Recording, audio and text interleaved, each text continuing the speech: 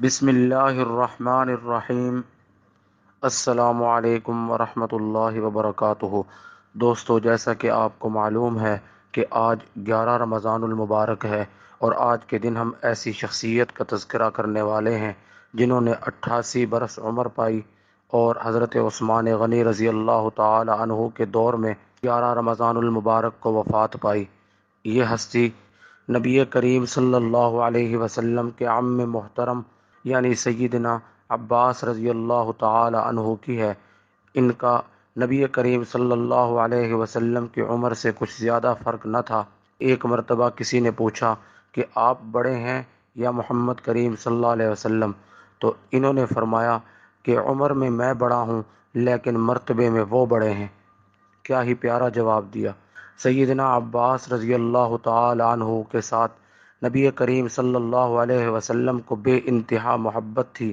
جب آپ صلی اللہ علیہ وسلم نے اعلان نبوت فرمایا تو حضرت عباس رضی اللہ تعالی عنہ مصلحتاً بیعت کرنے سے رک گئے، لیکن ہر معاملے میں نبی کریم صلی اللہ علیہ وسلم کے شانہ بشانہ رہے۔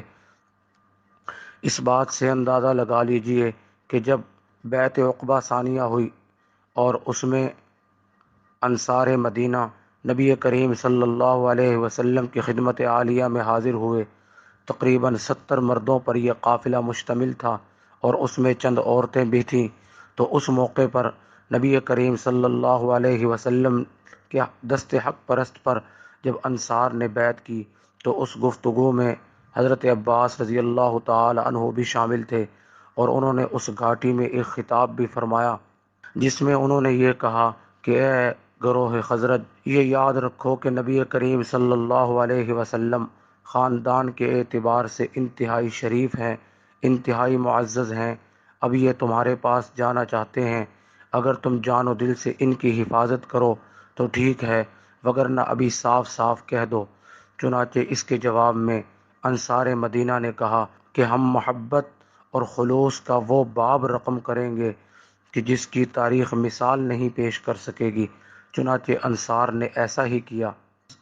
نبی کریم صلی اللہ علیہ وسلم جب مدینہ منورہ ہجرت فرما کر تشریف لے گئے، حضرت عباس کا اسلام کا دیر سے اظہار کرنا اور بظاہر بیعت کے لیے رکا رہنا، اس میں کچھ مصلحتیں بھی تھیں۔ ایک مصلحت تو یہ تھی کہ نبی کریم صلی اللہ علیہ وسلم کے ہجرت فرما جانے کے بعد مکہ مکرمہ میں جو کمزور اور ناتواں مسلمان رہ گئے تھے، یہ ان کے لیے ماوا و ملجا تھے۔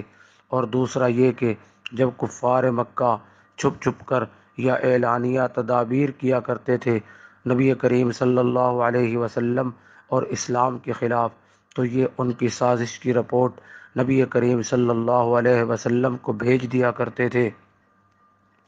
غزوہ بدر کے موقع پر جب کفار مکہ حضرت عباس رضی اللہ تعالی عنہ کو لے گئے، آپ صلی اللہ علیہ وسلم کو حقیقت حال معلوم تھی۔ آپ نے صحابہ کرام سے فرمایا، اگر میدان کارزار میں عباس تم میں سے کسی کی زد پر آ جائیں تو عباس کو کوئی تکلیف نہ پہنچانا۔ غزوہ بدر کے قیدیوں میں یہ بھی شریک تھے۔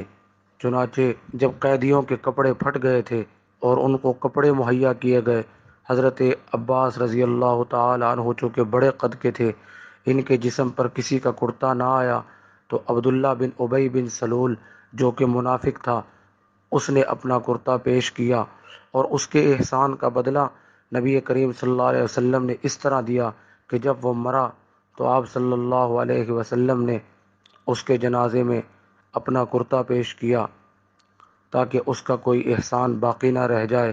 انہوں نے بارہا ہجرت کی اجازت طلب کی۔ آپ صلی اللہ علیہ وسلم نے فرمایا، جس طرح اللہ نے مجھ پر نبوت ختم کی ہے، آپ پر ہجرت ختم کرے گا۔ فتح مکہ سے کچھ عرصہ پہلے یہ بمائے اہل و عیال کے مدینہ منورہ تشریف لائے، اور یہ فتح مکہ میں آپ صلی اللہ علیہ وسلم کے ساتھ تھے، غزوہ حنین میں بھی آپ کے ساتھ تھے، غزوہ تبوک میں بھی آپ کے ساتھ تھے۔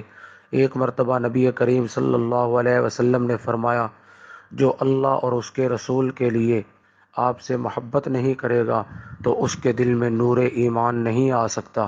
یہی وجہ ہے کہ آپ صلی اللہ علیہ وسلم کے دنیا سے رحلت فرما جانے کے بعد خلفائے راشدین نے بھی آپ سے بے انتہا محبت کی۔ حضرت عمر رضی اللہ تعالی عنہ کی محبت کا تو یہ عالم تھا کہ جب کبھی کوئی مشکل موقع پیش آتا تو حضرت عباس رضی اللہ تعالی عنہ کا وسیلہ دے کر دعا کرتے۔ حضرت انس رضی اللہ تعالی عنہ فرماتے ہیں کہ ایک مرتبہ مدینہ منورہ میں قحط پڑ گیا۔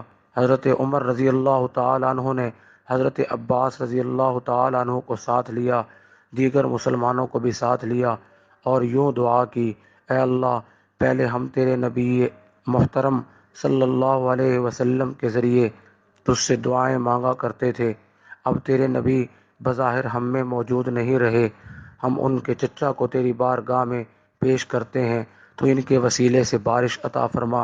انس کہتے ہیں کہ اتنی بارش ہوئی کہ جل تھل ہو گئی۔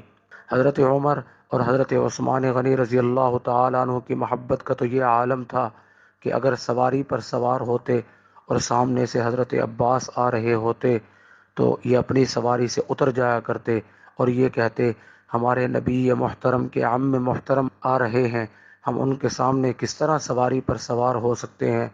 حضرت عباس رضی اللہ تعالی عنہ نے حضرت عثمان غنی رضی اللہ تعالی عنہ کے دور میں 88 برس کی عمر میں 11 رمضان المبارک کو اس دنیا فانی سے رحلت فرمائی۔ حضرت عثمان غنی رضی اللہ تعالی عنہ نے نماز جنازہ پڑھائی۔ ان کے فضائل بے انتہا ہیں، یہاں پر اگر ان کے فضائل بیان کیے جائیں تو دامن وقت میں وسعت نہیں رہے گی۔ اللہ پاک آپ سب کا حامی و ناصر ہو۔ والسلام علیکم ورحمۃ اللہ وبرکاتہ۔ Discuss Light Path Blind.